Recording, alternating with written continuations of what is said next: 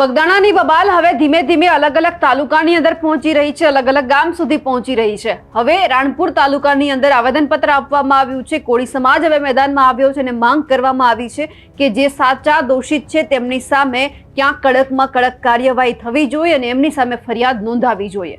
નમસ્કાર, આપ જોઈ રહ્યા છો નિર્ભય ન્યૂઝ અને હું છું આપની સાથે રિદ્ધિ।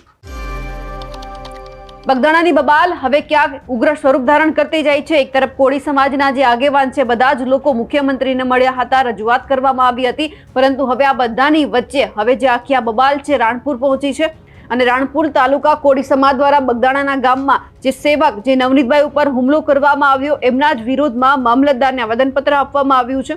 મહુવા તાલુકાના બગદાણા ગામમાં થયેલા હુમલા મામલે હજુ સુધી સાચા દોષિતો સામે એફઆઈઆર નોંધાઈ નથી, જેના વિરોધમાં કોળી સમાજે કડક કાર્યવાહી કરવાની માંગ કરી છે। આવેદનપત્રમાં રજૂઆત કરવામાં આવી હતી કે હુમલામાં સંડોવાયેલા યોગ્ય અને સાચા દોષિતો સામે તાત્કાલિક એફઆઈઆર નોંધી તેમની સામે કડકમાં કડક કાર્યવાહી કરવામાં આવે।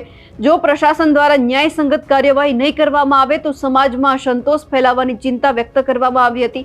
આ પ્રસંગે રાણપુર તાલુકા તેમજ રાણપુર શહેરના અનેક આગેવાનો અને કોળી સમાજના સભ્યો મોટી સંખ્યામાં હાજર રહ્યા હતા। હાજર રહેલા સભ્યોએ સૂત્રોચ્ચાર કરીને સરકારને અપીલ કરી હતી કે દોષિતોને કડકમાં કડક સજા ફટકારવામાં આવે અને પીડિતને ન્યાય અપાવવામાં આવે। અને આ સાથે જ કોળી સમાજે આશા પણ વ્યક્ત કરી છે કે પ્રશાસન દ્વારા યોગ્ય કાર્યવાહી કરવામાં આવશે, પરંતુ સાથે સાથે ચેતવણી પણ આપવામાં આવી છે કે જો સમયસર ન્યાય નહીં મળે તો આગામી સમયની અંદર ગાંધી ચિંધ્યા માર્ગે આંદોલન પણ કરવામાં આવશે। આ બધાની વચ્ચે જ્યારે કોળી સમાજના આગેવાનો છે મામલતદારને આવેદનપત્ર આપવા માટે ગયા હતા અને એ પછી જે કહ્યું છે સાંભળીએ। હું અખિલ ભારતીય કોળી સમાજ બોટાદ જિલ્લાનો પ્રમુખ છું, ઈશ્વરભાઈ ભરાડિયા। આજે રાણપુર શહેરમાં રાણપુર તાલુકા કોળી સમાજ દ્વારા આવેદનપત્ર આપવામાં આવ્યું છે, શું વિગત છે, શું માંગણી? હા, બગદાણાની અંદર જે નવનીતભાઈ ઉપર જે અમાનવીય જે વ્યવહાર થયો છે અને જેને ઢોર મારવામાં આવ્યો છે અને એના લખાવ્યા મુજબ જે નામ એફઆઈઆરમાં નથી આવ્યા તો એ નામ જે એમને લખાવ્યા પ્રમાણે એના નામ એફઆઈઆરમાં દાખલ થાય અને નવનીતભાઈને ન્યાય મળે એ અમારી સર્વ રાણપુર તાલુકાના દરેક અમારા કોળી સમાજની માંગ છે। મનરભાઈ પંચાળા, રાણપુર તાલુકા કોળી સમાજ આગેવાન। આજે રાણપુર મામલતદારને આવેદનપત્ર આપવામાં આવ્યું છે, શું માંગણી? રાણપુર મામલતદારને આયોજન દેવામાં આવ્યું છે કે બગદાણા ગામે જે નવનીતભાઈ ઉપર હુમલો થયો છે અને જે નવનીતભાઈએ દવાખાનામાં જે શબ્દ બોલ્યા એ ઉપરથી પોલીસે એફઆઈઆર ન ફાડી અને જે નામ રહી ગયા છે જે પડદા પાછળ એ નામ લેવામાં આવે એમાં સમસ્ત કોળી સમાજની માંગણી છે। જો આગામી સમયમાં કોળી સમાજને આ ફરિયાદને લઈને જો ન્યાય નહીં મળે તો આગામી સમયમાં કેવા કાર્યક્રમો, શું વિરોધ રહેશે? આગામી સમયમાં જો સરકારશ્રી જે નામ દાખલ કરવામાં જે છે એના નહીં આવે તો અમે સમાજ દ્વારા ગાંધી ચિંધ્યા માર્ગે ઉગ્ર આંદોલન કરશું। મારું નામ પંચાળા કેશુભાઈ ધરમસિંહભાઈ, હું રાણપુર બોટાદ જિલ્લા કોળી સેનાનો પ્રમુખ છું। આજે રાણપુર શહેરમાં મામલતદારને કોળી સમાજ દ્વારા આવેદનપત્ર આપવામાં આવ્યું છે, શું વિગત છે, શું માંગણી?